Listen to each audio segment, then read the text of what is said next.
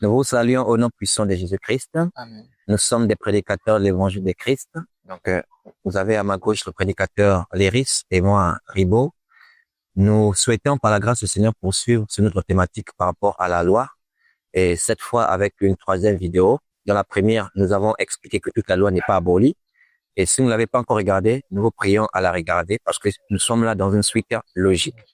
Et dans la deuxième, on a commencé à expliquer les passages qui sont déformés pour justifier la fausse doctrine de l'abolition de la loi. Et c'est ce qui va se poursuivre aujourd'hui parce que nous n'avons pas pu expliquer tous les passages et on ne peut pas tous les expliquer en une seule vidéo. Même encore aujourd'hui, on expliquera d'autres passages et il en restera d'autres qu'on pourra encore expliquer dans les vidéos à venir si Dieu nous en accorde la grâce. Donc, je vais laisser la parole à mon cher frère prédicateur Léris qui va déjà nous donner le bon sens, le sens exact de l'un des passages qui ont été tordus. Amen, mon frère prédicateur. Amen. Donc, que Dieu vous bénisse abondamment. Donc, comme l'a dit le prédicateur, nous sommes à la troisième vidéo. Donc, c'est nécessaire que vous puissiez regarder les deux premières vidéos pour ceux qui n'ont pas encore regardé. Amen. Donc, on va prendre l'un des passages que ces faux pasteurs, ces faux prédicateurs prennent pour justifier l'abolition de la loi. Donc, on l'a expliqué dans la première vidéo que toute la loi n'est pas abolie. Il y a une partie de la loi qui a été abolie, donc la partie sacrificielle. Il faut regarder la première vidéo. Maintenant, la partie liée au commandement n'a pas été abolie. Elle est perpétuelle, selon le psaume chapitre 119, verset 160. Amen. Donc, on va prendre un passage celui de Actes chapitre 21, le verset 21, que ces faux pasteurs prennent pour justifier l'abolition de la loi. Vous savez, je vais vous expliquer quelque chose. Tous ceux qui prêchent l'abolition de la loi, c'est-à-dire, ils se cachent derrière le fait que la loi est abolie pour justifier leur vie immorale. Comme l'a dit Jules au verset 4, parce que Jules n'a qu'un seul chapitre. Donc, Jules dit au verset 4, qui s'est glissé parmi nous certains hommes dont la condamnation est écrite depuis longtemps. Des impies. Un impie, selon son sens originel, c'est un hors-la-loi. Donc, des hors-la-loi qui font quoi? Qui tordent le sens des Écritures pour faire quoi? Pour justifier leur vie immorale. Donc, ce sont des gens qui prêchent que la loi est abolie pour justifier quoi? Pour justifier leur mauvaise vie. Amen. Parce que si quelqu'un sait qu'il a une mauvaise vie, pour pouvoir légitimer sa mauvaise vie, qu'est-ce qu'il va faire? Il va prêcher que la loi est abolie. Parce que s'il admet que la loi est de vigueur, alors il se contredit. Mais pour pouvoir se vautrer pleinement dans le péché, il est obligé d'annoncer quoi? Que la loi est abolie. Alors nous, par la lumière des Écritures, on va prendre ces passages-là. On va pas pouvoir tout prendre. Donc on va prendre quelques-uns dans cette vidéo. Et par la grâce de Dieu, selon l'opportunité que le Seigneur va nous donner, on verra si on pourra encore faire d'autres vidéos pour corriger ces différents passages.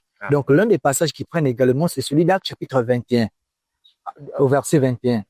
Il est écrit dans Actes des Apôtres chapitre 21, verset 21. Oui. Alors, ils ont appris que tu enseignes à tous les Juifs qui sont parmi les païens à renoncer à Moïse. Oui, ils ont appris que tu enseignes à tous les Juifs qui sont parmi les païens de renoncer à Moïse, oui. Leur disant de ne pas circoncire les enfants et de ne pas se conformer aux coutumes. Ici, il s'agit de l'apôtre Paul qui se rend à Jérusalem.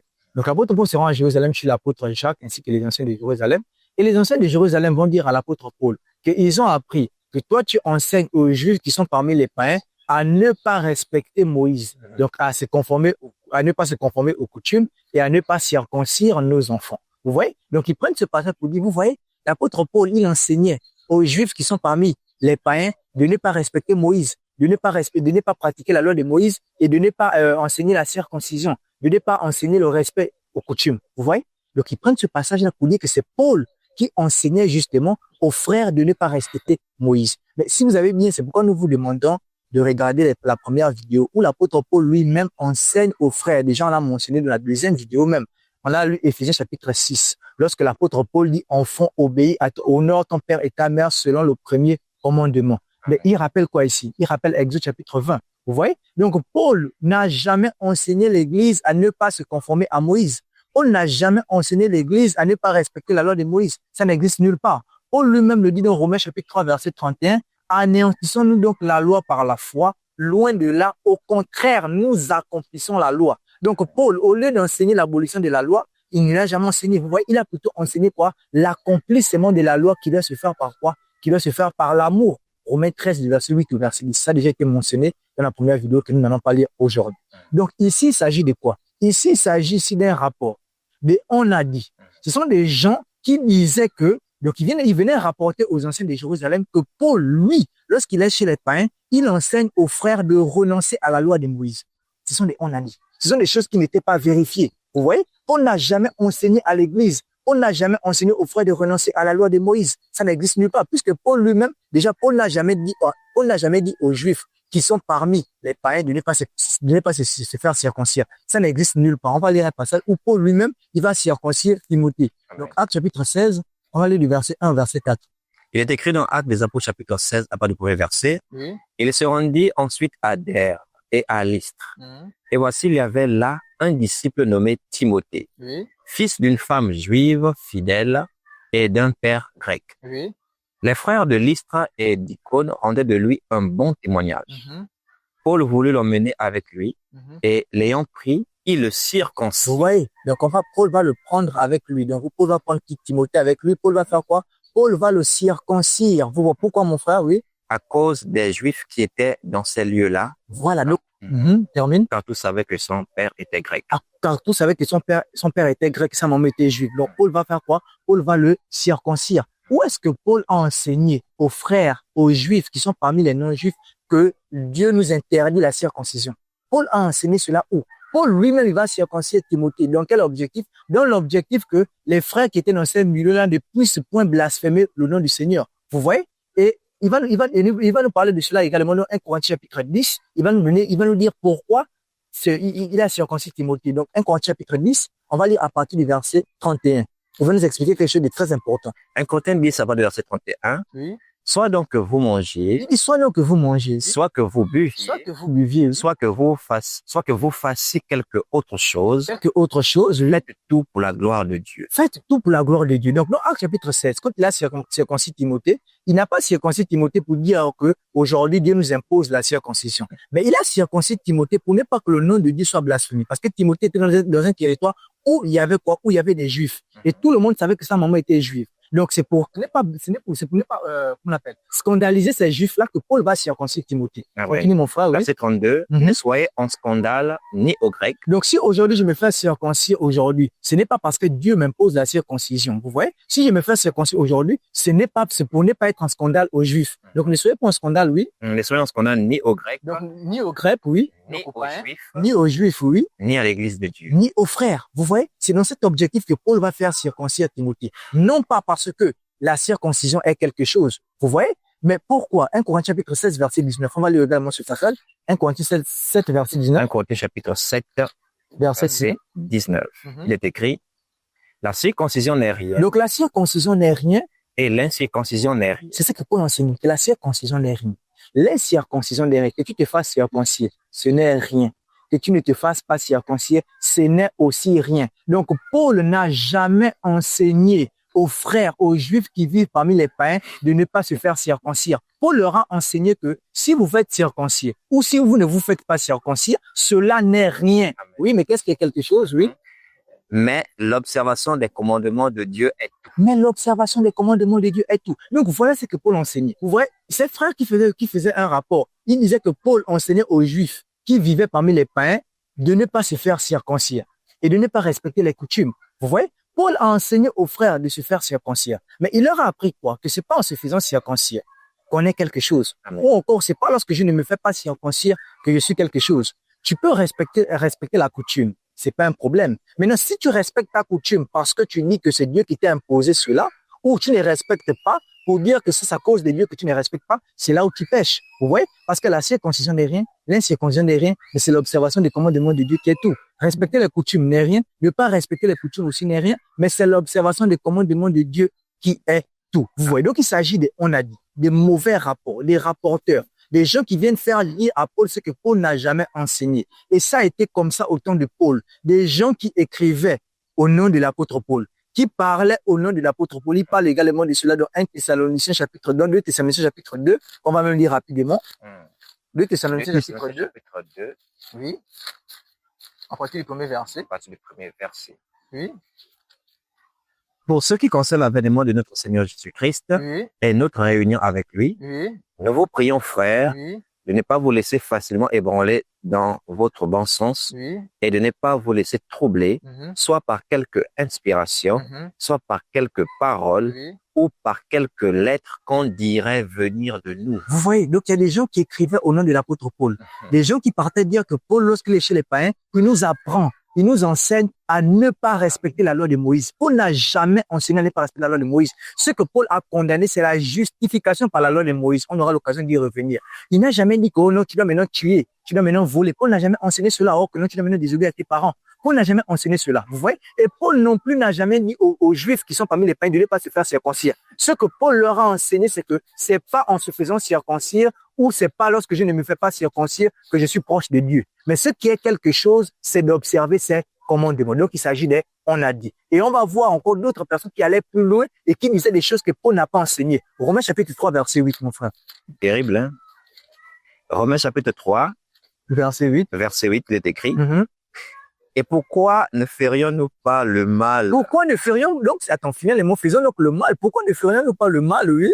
Pourquoi ne ferions-nous pas le mal afin qu'il en arrive du bien? Afin qu'il en arrive du bien, oui, mon frère. Comme quelques-uns qui nous calomnient prétendent que nous le disons. Quelques-uns qui nous calomnient, qui prétendent que nous le disons. Vous voyez, donc, Paul avait beaucoup des ennemis en son temps. Il y avait des gens qui le calomniaient et qui disaient que Paul enseignait aux frères de faire le mal pour que le bien en arrive.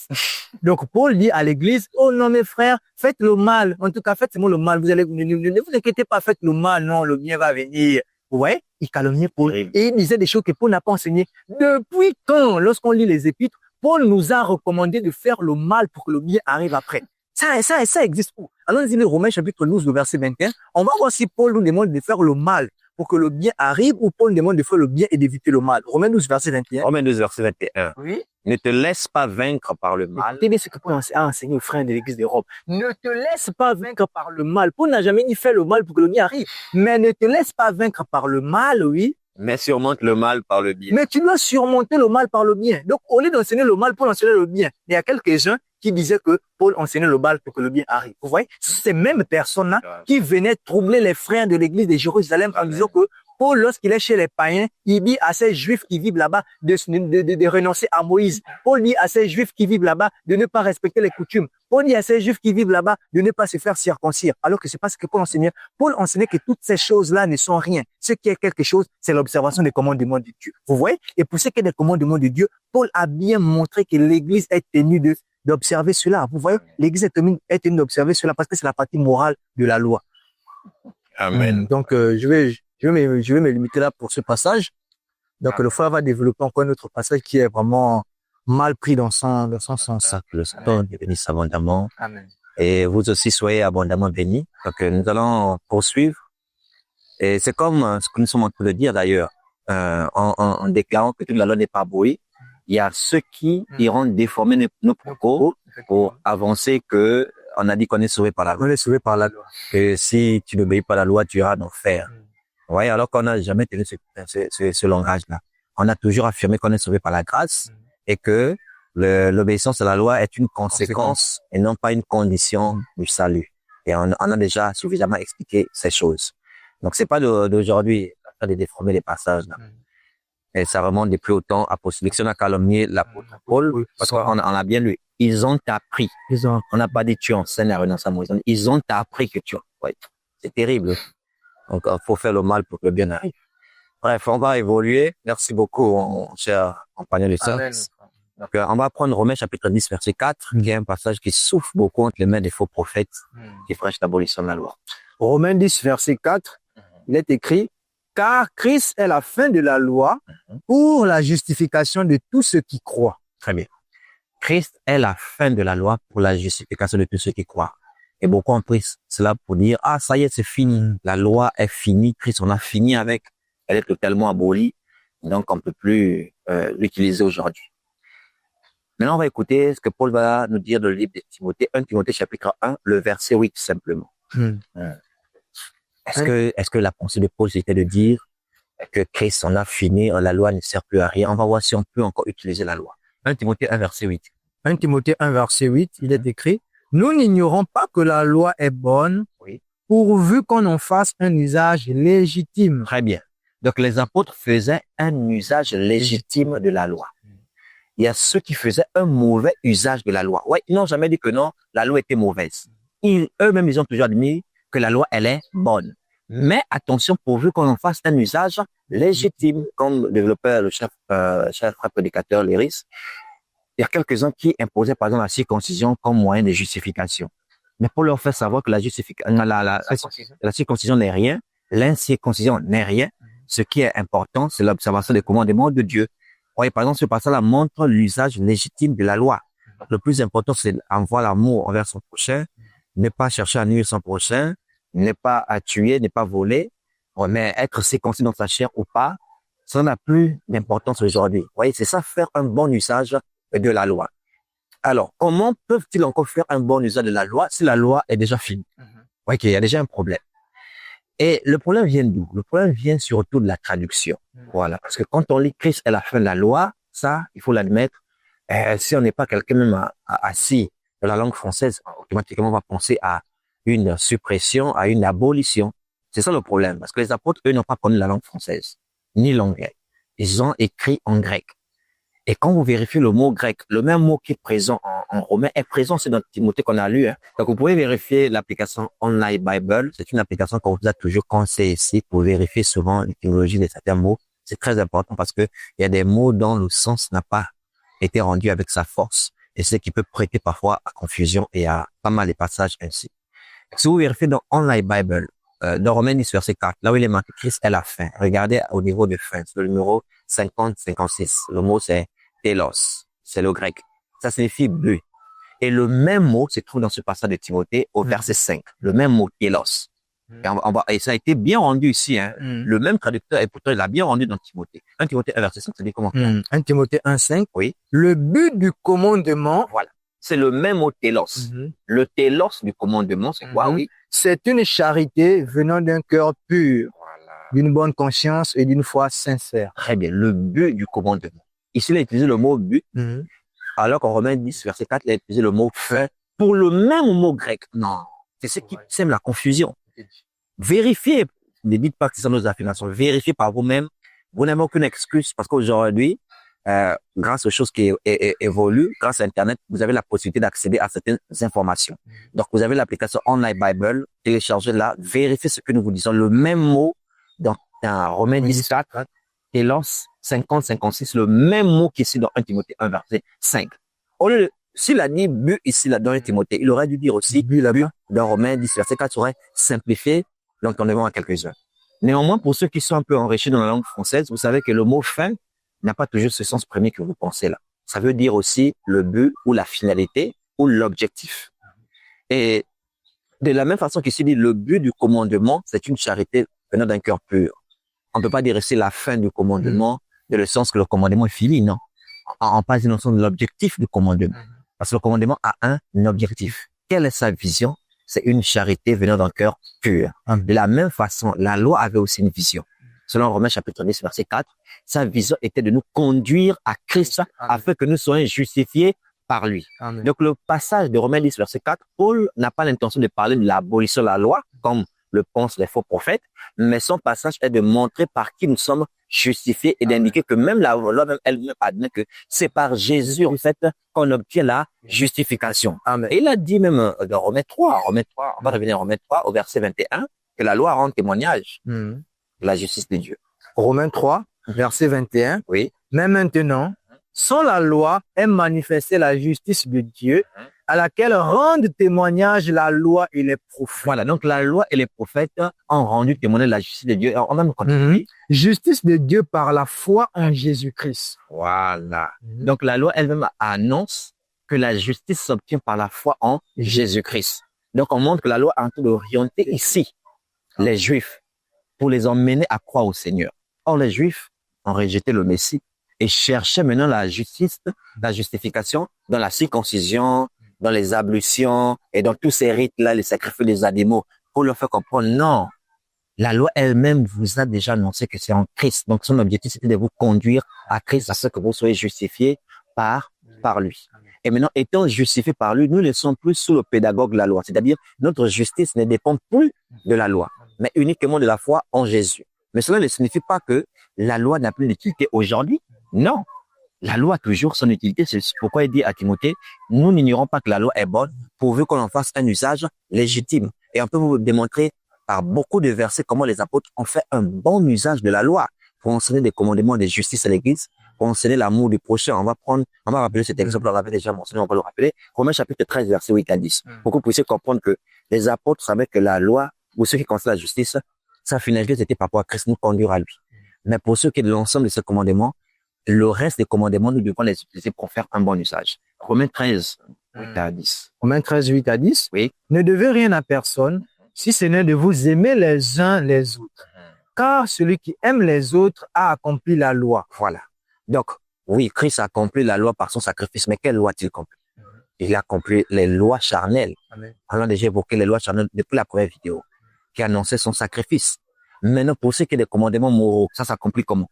C'est dans l'amour. Amen. Car celui qui aime les autres a accompli la loi. Donc, nous sommes invités à accomplir la loi. Et il va expliquer de quelle loi il s'agit.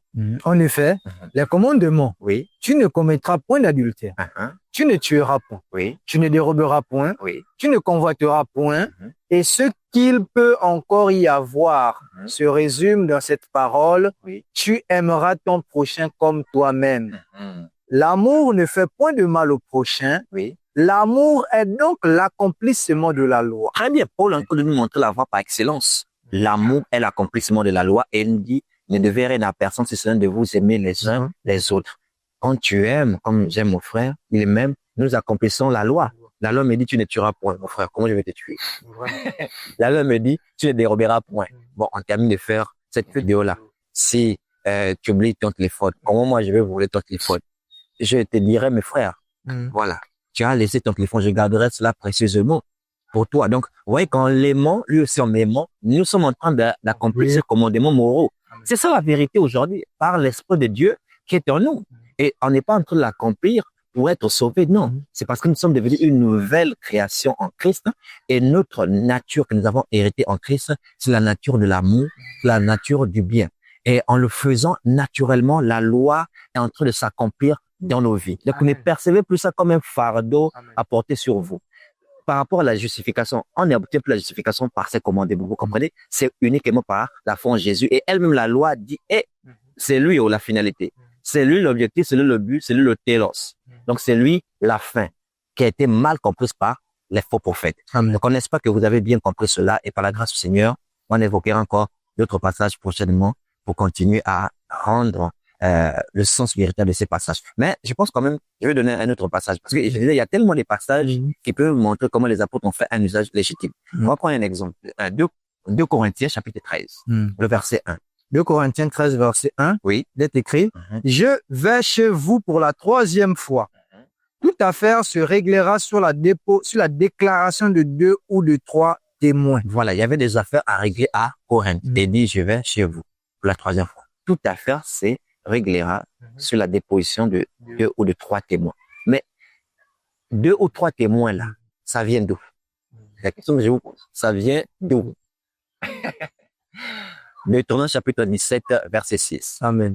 Et que les gens qui ne comprennent pas souvent pourquoi on rit parfois dans d'autres vidéos, c'est de l'abondance de cœur que la bouche parle. Notre cœur est tellement rempli de joie que nous procure la parole. Seigneur. Et je vous invite vraiment à expérimenter cette joie-là, vous comprenez pourquoi on est si lumineux par rapport au visage. Deutéronome chapitre 17, verset 6. Deutéronome 17, verset 6. Celui qui mérite la mort sera exécuté sur la déposition de 2 ou de 3 témoins. Et on voit Paul se servir de ce commandement-là. On fait un bon usage, un usage légitime avec les Corinthiens. Mais si la loi abolie aujourd'hui, tout ça, on ne doit plus considérer ça. Il devrait dire que bon, ça c'était sous la loi, ça c'était à l'époque, donc aujourd'hui, même un seul témoin suffit. Ici, on précise, est-ce qu'un seul témoin suffit? Je continue. Oui. Je reprends. Celui qui mérite la mort sera exécuté sur la déposition de 2 ou de 3 témoins. Il ne sera pas mis à mort sur la déposition d'un seul témoin. Voilà. Pourquoi Paul le dirait pour aujourd'hui? Bon, écoutez, tout ça c'est fini, donc voilà. On voit qu'ici, c'est pas pour la justification. On voit qu'ici, c'est pas un commandement charnel. Effectivement, on doit vérifier si quelqu'un vient accuser son frère ou accuser l'autre. Il faut qu'il y ait un témoignage, mais un seul témoin n'est pas crédible. Il faut au moins 2 ou 3 témoins. On va pour le reprendre exactement les mêmes termes. Je vous dis, cette démonstration, on peut vous la faire. Elle est remplie dans les écrits des apôtres, mais comme ils ont le voile, ils ne voient pas cela. Donc, nous arrêtons là pour aujourd'hui et merci de nous soutenir en partageant ces enseignements et très prochainement, on évoluera avec 2 passages mal compris. Amen.